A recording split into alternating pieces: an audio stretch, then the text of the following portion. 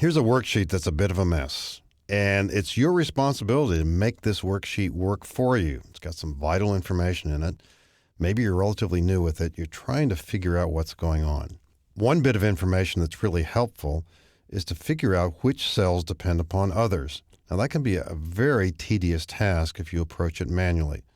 Maybe you've scoped out this worksheet a bit and you've more or less figured out that cell B3 is pretty important.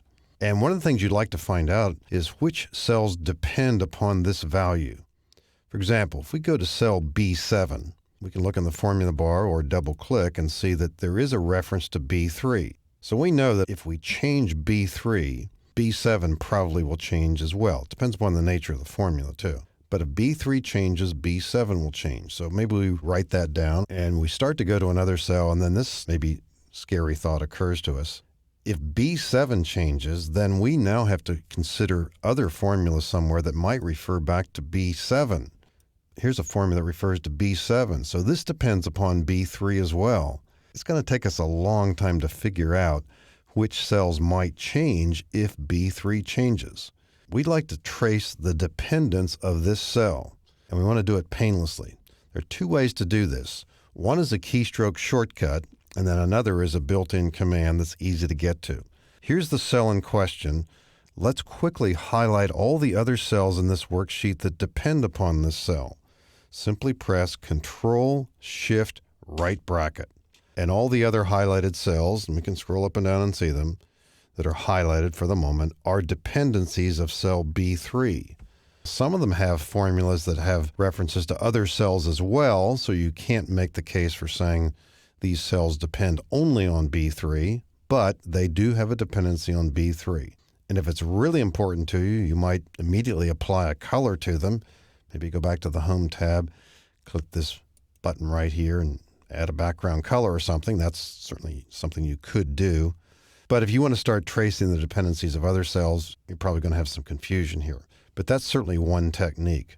Another technique, much more obvious, not exactly a shortcut, but pretty fast to get there, is to go to the Formulas tab, and here's a choice that says Trace Dependence. Now, when you click this, you might say, well, yeah, but that didn't highlight all the cells, did it? No, it takes those cells that immediately refer to B3.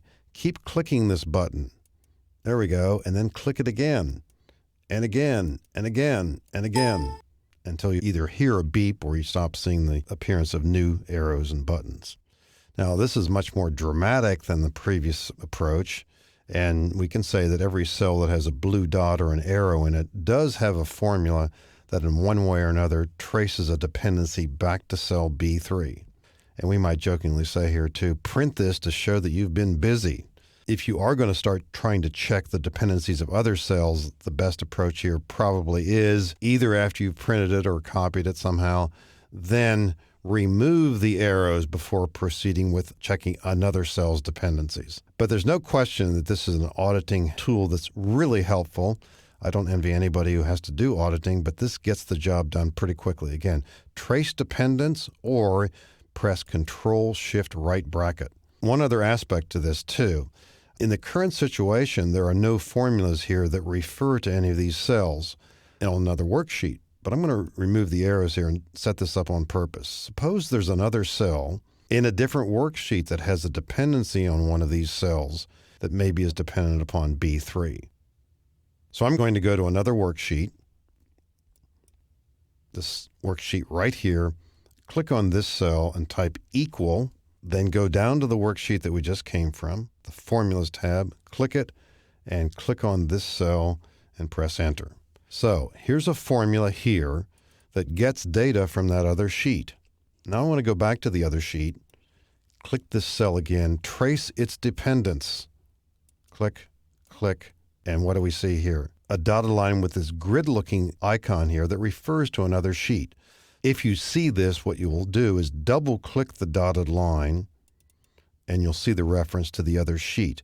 Now, it could be also to another workbook if you have a formula in another workbook that refers to these cells. If we double-click this right here or click it and then click OK, it'll take us to that particular reference.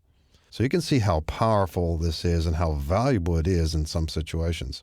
It won't go a second level. If that other cell in the other worksheet has a formula that works off of it, we won't see that initially unless we go check that cell's dependence. Here too, when we finally have either printed this or taken stock of what's going on here, we'll simply remove the arrows.